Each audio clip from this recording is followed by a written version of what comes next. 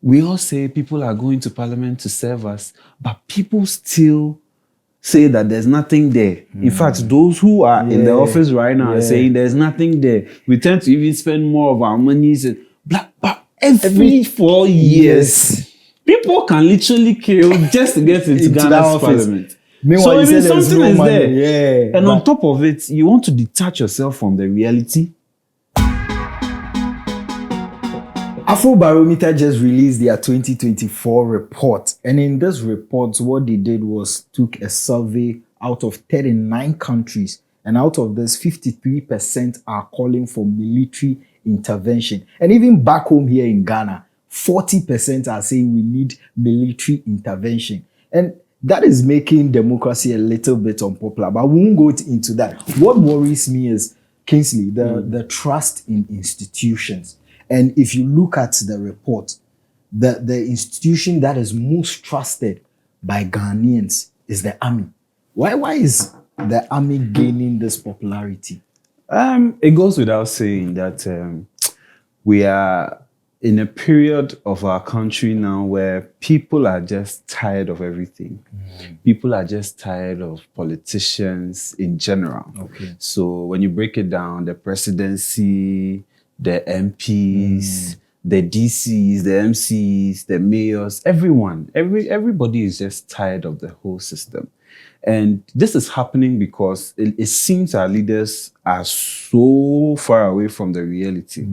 And people are genuinely angry at the system. Sometimes it makes me scared because, these are people supposed to run the system for us. They're supposed to make the country run. And if we don't trust you, for all to benefit. And if the general populace do not trust you, then there's a problem.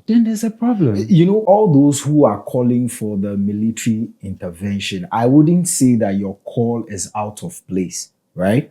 But I'm saying that we have to measure the losses and repercussions. If we are to go with the military rule, are we going to come out better than we were before? Or when we stick to the democracy and genuinely serve the people as we should serve, how will we come out? So if we compare all of this, and to me, I feel like going back to military rule is taking us back. Wait, and let me not cut you there. Are you saying that because this number of people or the percentage of Ghanaians that believe in the army, which is 67%, does it in any way suggest that we want military rule? No, it doesn't suggest that, but it is suggesting to you that now people are moving away from the norm, where the norm here is democracy. Now people are beginning, this report is then telling that, okay, people are now shifting away. You are lucky it's not 50%. That would be half of your population thinking that now military rule is the way. And that is very dangerous. So even for 40% to say that, to me, is an alarming number. It's a very big number to start with. Because do you know why I'm thinking? So if I trust the military, it means that I want them to come and rule. Is that what we are saying? Because I can trust in you. People are even of the opinion that this call for military rule is an indication that really Ghanaians want a bit of cleanup in the entire system. Then let's do it the right way. I don't think the military is the best way to go. And you know what is worrying? Because you see, which people are second on the list? Exactly. I was coming to that. Which people are second on the list? So the second is religious leaders. So we are very religious, even though we are a secular nation. Yes. So you would think that the group or institution that would be on top would be religious leaders. I'm shocked. But it's not like that. That's the biggest surprise on the list for me.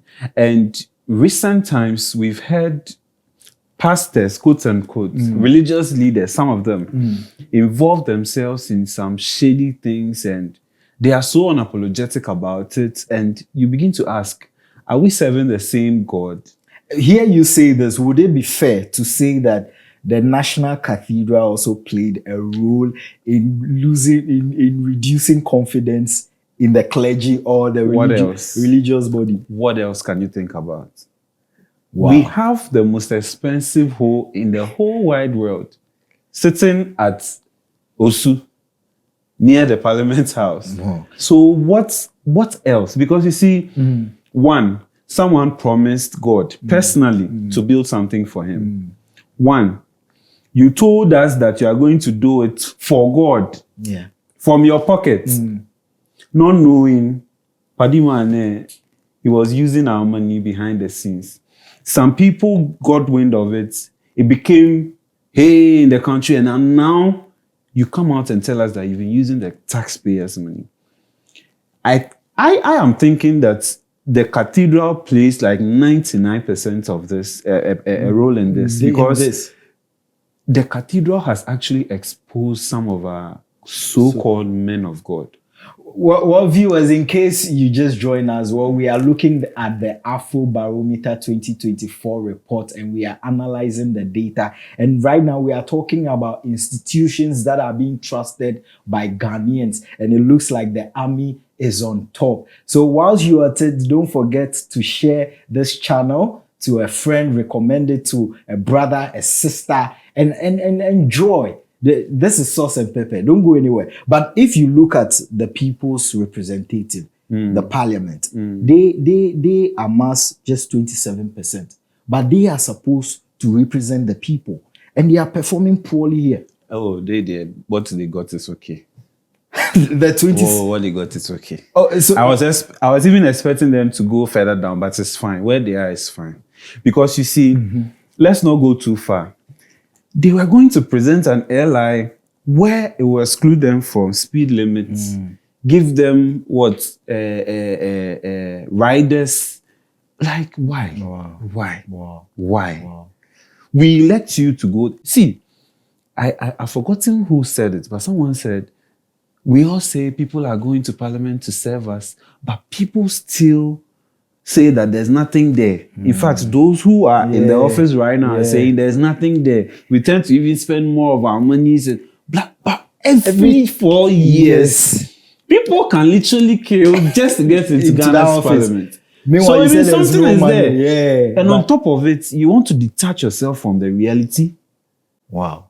Me, for want of not getting myself into a contempt or anything with our parliament, I feel like the representative of the people have failed us. So what do you make of the reports that says that 9 out of 10 Ghanaians, making it 86%, believe that the country is headed in the wrong direction? Do you agree with them? Facts.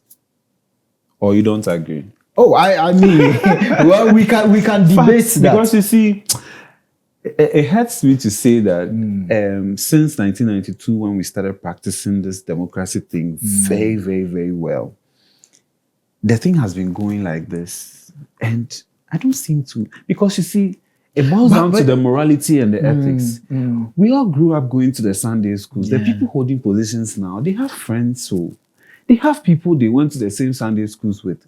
They taught us how not to be greedy, how to be content, how to be each other's keeper. But we go there, or they get to that office and they act differently. So I'm beginning to think that there's something there we don't know. Yeah. Also, I'll blame us as a people, because you see, we tend to give some of these people too much pressure. When you are appointed right now to occupy an office in this country, the first thing your family tells you is that the family house needs renovation. That is when they are going to remind you of all the family problems. So this person goes there, how much is this or a salary? And we're expecting so much from these people. So when we bash the people in government or in authority, we should also do some self-introspection and say that you give these people too much pressure. And then when they yield and they are trying to help, even when they don't have, in cathedral, dear, meaning say we are going to do something to to make God great and mighty in our country. Yeah. What is more beautiful than this? Yeah. But look at what it has turned out to be. Right. I absolutely agree with you, especially when you said we as people should do some self-introspection. Like, we shouldn't put these on just leaders, because these leaders are Ghanaians first of all. Yes. And we are Ghanaians You too right now as you're well. saying you don't trust them.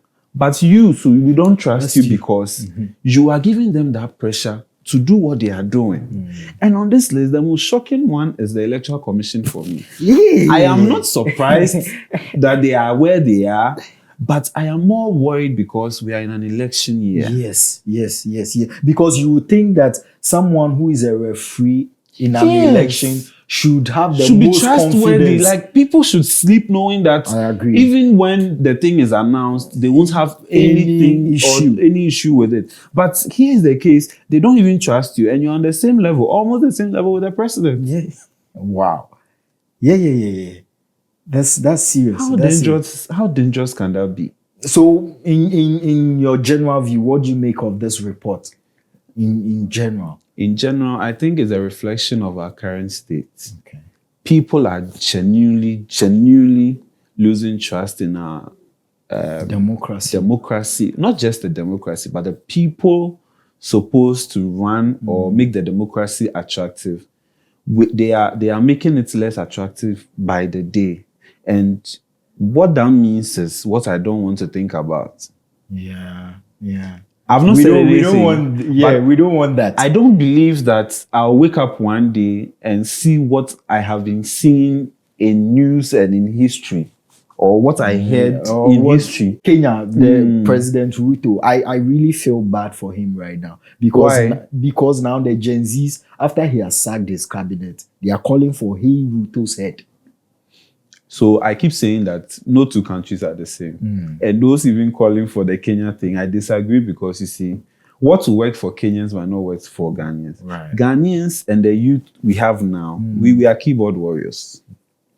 Because when it's time for us to hit the streets, we won't, because you see, I find it very interesting that all the economic indicators that took Kenyan Gen Zs onto the streets are far better than the economic indicators. We've seen West in Ghana, but you and I, we will do hashtag.